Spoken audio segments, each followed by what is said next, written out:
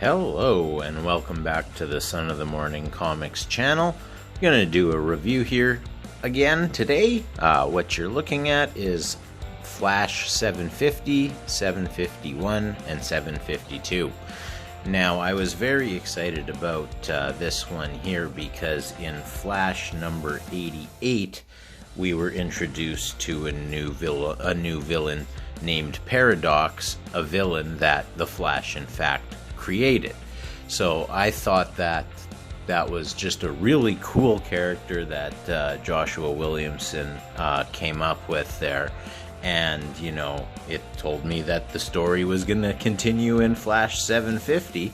So when I saw this, you know, this big, thick thing, I was very excited, you know, that, you know, it has a higher price point, but you expect that on these legacy sort of editions. But I was thinking, okay, well, it's a big, thick thing, and this is going to be the story for Paradox, and probably beginning, middle, and end, right? But then when you open up the front, you realize that there's actually 6 different stories in this book, and the one that I'm interested in is only the first one, which now I'm not going to complain about the length of that story itself, because it is a 30-page story that doesn't have any ads in it.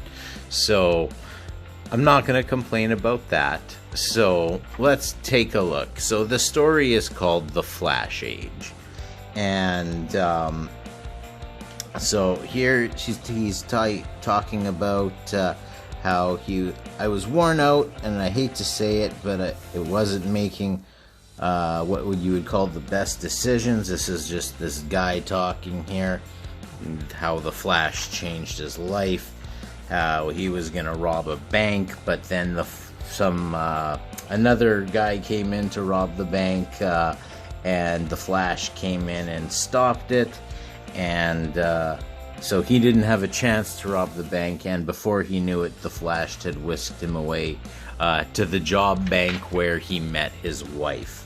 And so that's what's happening over here.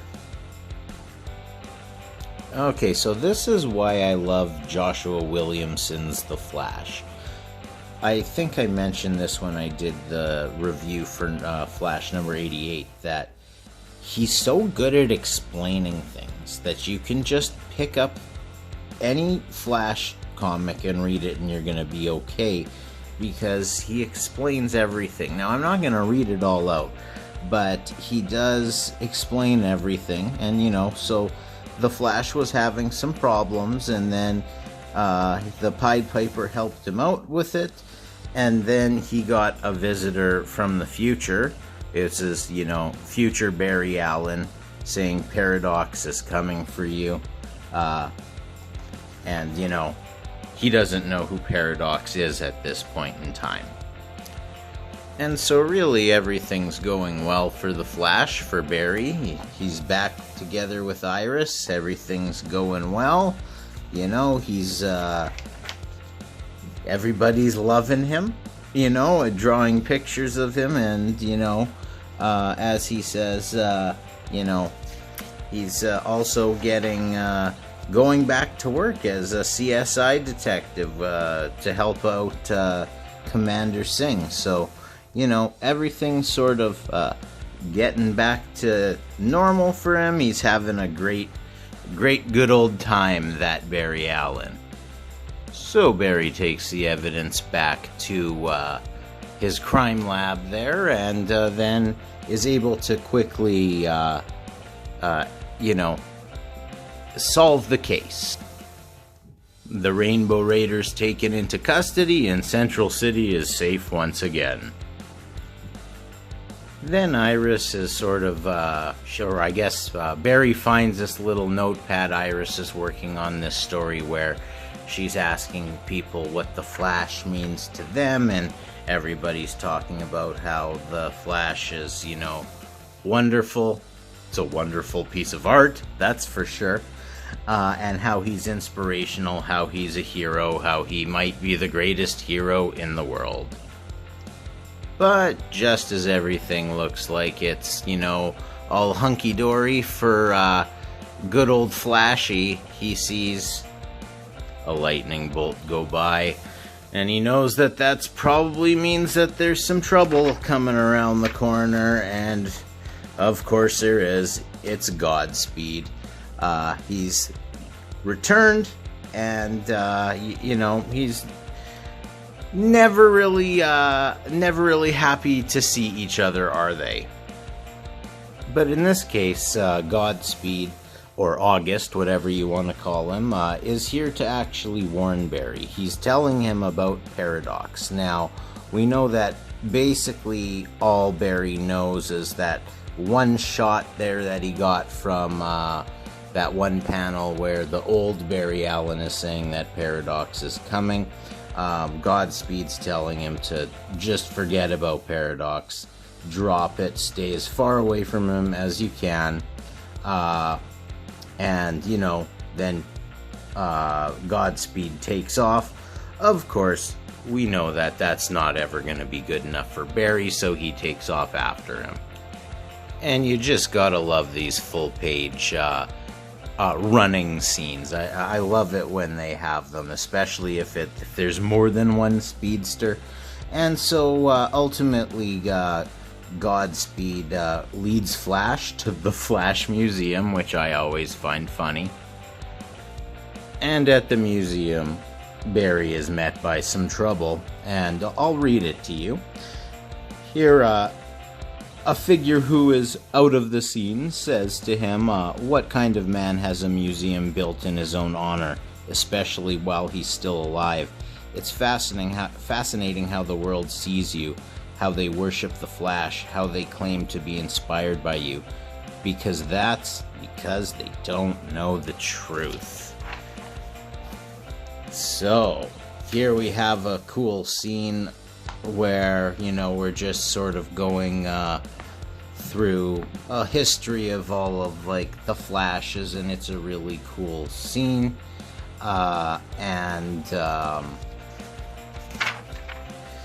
Then he reveals himself. Paradox has arrived.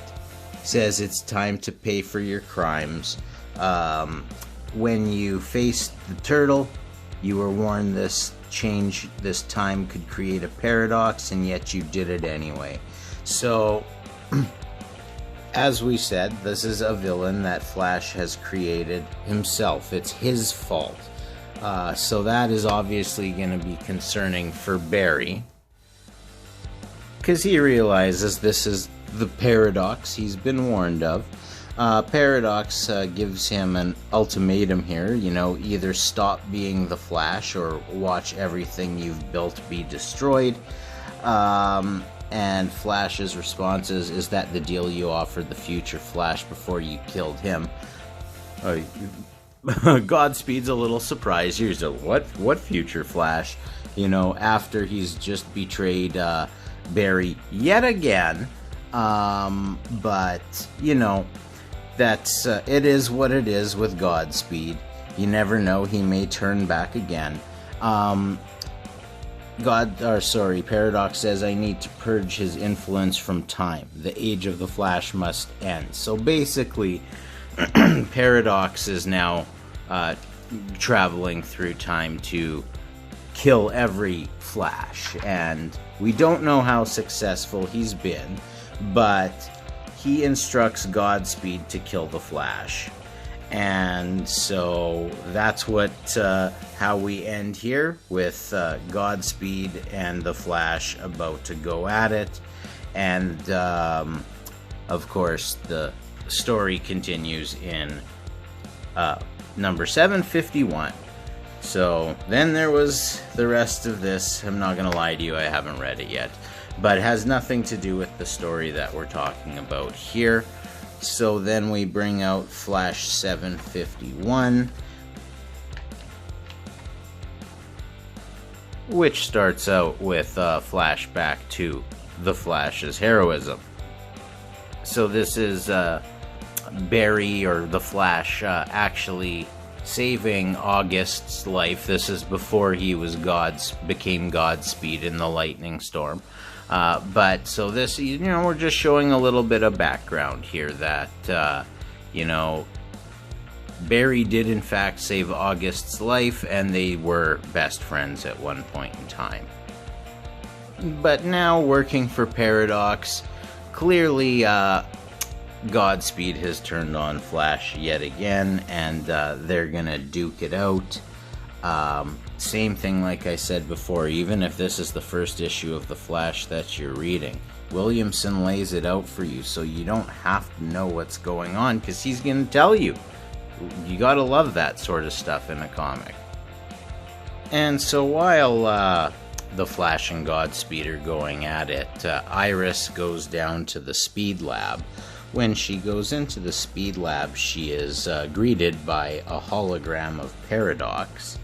And so this is a little alarming for her, obviously. And so when she's in there, she realizes that this was something that was set up, that there's no actual Paradox there, and that she's talking to the hologram of Commander Cold.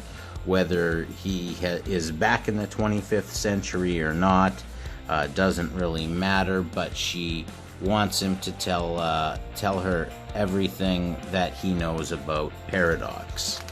Now, so, she tells him, okay, sorry, back to the fight here. They're still fighting, still going at it. Paradox says the Flash legacy must pay for its crimes. Godspeed understands this. Godspeed says, tell Flash what we have planned for him, boss. How you're going to make sure that everyone knows Flash isn't the hero he says he is. And Paradox says it's not that simple.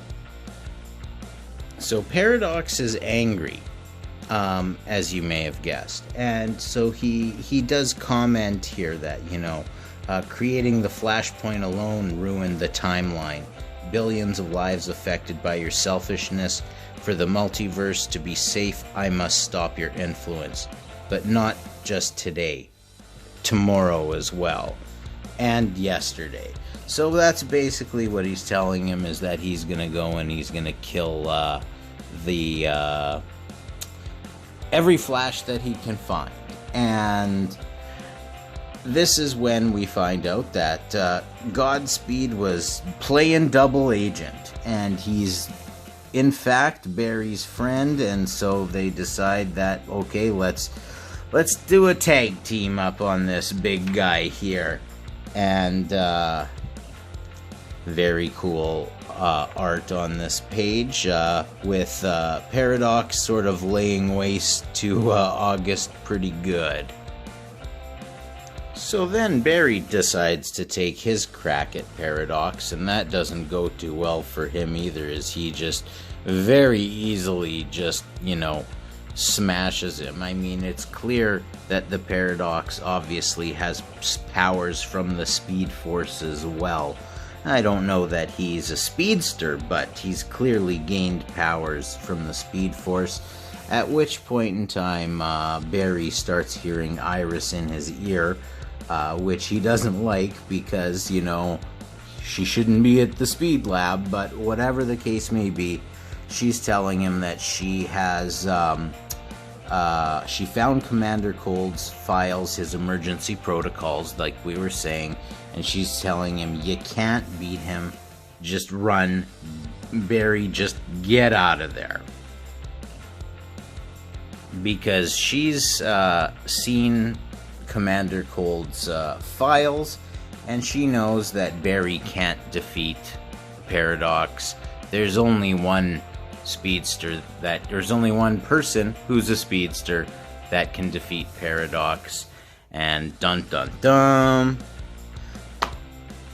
it's the Reverse Flash Ebard-thon, which is obviously not going to be news to Barry's ears, but it is what it is.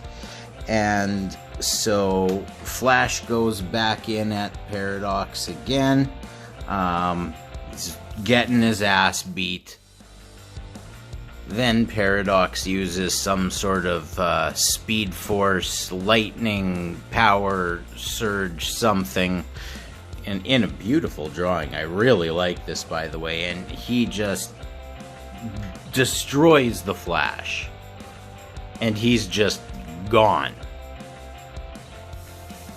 And here we see Iris freaking out, and we see the disappointment that the disappointment in Godspeed, and he's got him. Paradox has him by the ankle, and he's just saying, "You're lucky you're still alive." Now this is where this issue gets really interesting and really cool. Flash wakes up, doesn't know where he is. Everything is strange, and he's just in a very very peaceful world where he meets up with his mother. Uh-oh, that can't be good news, considering that his mother's dead. At any rate, that is 751, and now this is 752. I don't know if anyone could tell me, are they just gonna continue with the legacy numbers now? Because, like, it was on Flash number 88, and that was when Paradox was introduced, and now they've done 2 books after the legacy that are the continuation of the same story. I don't know. It doesn't matter to me either way. I'm a huge fan of Williamson's Flash. So, we'll open this guy up. Paradox has got Godspeed by the throat. Paradox just lets him know that he's killed the Flash many times before, and he'll kill him many times again, just to make sure that the timeline is protected. And of course, Iris is just extremely worried that Barry is dead. So here we are in the Dream Heaven world, whatever you want to call it, the Flash Age Part 3. And this is worrying, because, you know, either this is an elaborate ruse, or this means that Barry's actually dead. And so, you know, he's having this conversation with his mother, very happy to see each other. And then she takes him to to Flash City. Like, wouldn't you love to have a city built and as a monument to you? And she basically tells him that everyone that everyone that he's ever had an impact on is here. He can live here forever, and everything will be wonderful. You know, he takes his mother for a run to go see this city, but you know, he's quickly going to realize that something is not right. Something isn't right, because, like, he must realize that, you know, there's no such thing as paradise. So what is going on here? And so, you know, he's loving the situation. He's thinking that it's great. There's only one problem, and that's that there's no Iris. And that's, you know, a little bit of a tip. And he realizes this isn't real, and neither are you, he's saying to his mother. She wants to know why, and he says that every world in the multiverse has a frequency. This one doesn't have one, so I know that none of this is real.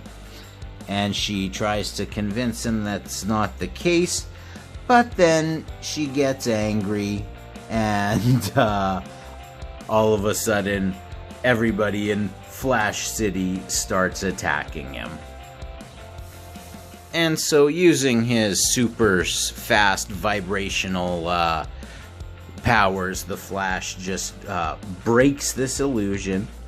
And very cool. I really like the art here. Really well done. He breaks the illusion is gone. And then he now finds himself in this sort of barren wasteland where there's all sorts of weirdness going on, and he doesn't know how long he was even in that illusion for, and He doesn't know what this place is. It doesn't make sense. As you can see, there's rocks floating around. There's lightning flowing around. He lets out his best Captain Kirk con, but saying paradox, of course.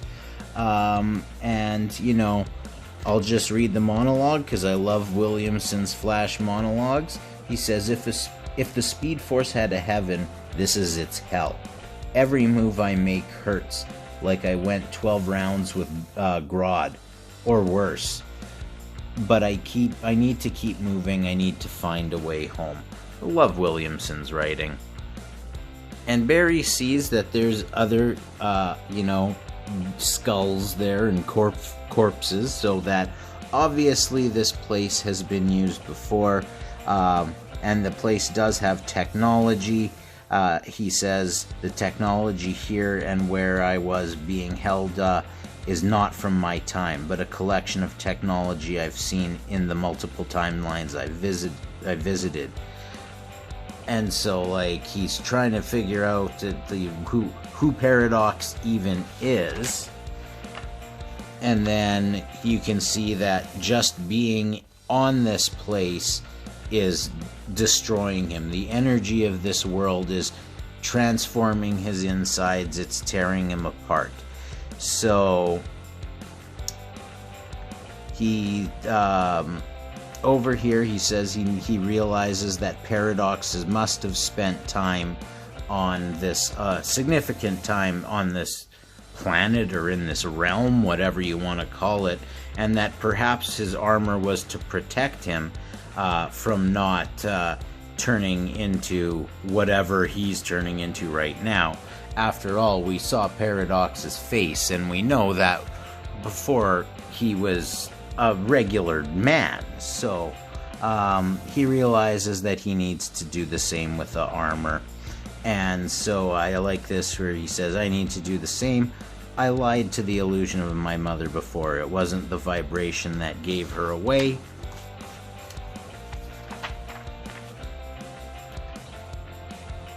If she knew Paradox was out there, she'd never tell me to stop running. Love it. So now we've got Flash in his new armored up thing, and he's destined to find his way back to Central City. But he did hear what Iris said, so he knows that the only person that has defeated Paradox to this point is Eobard Thawne, or the Reverse Flash.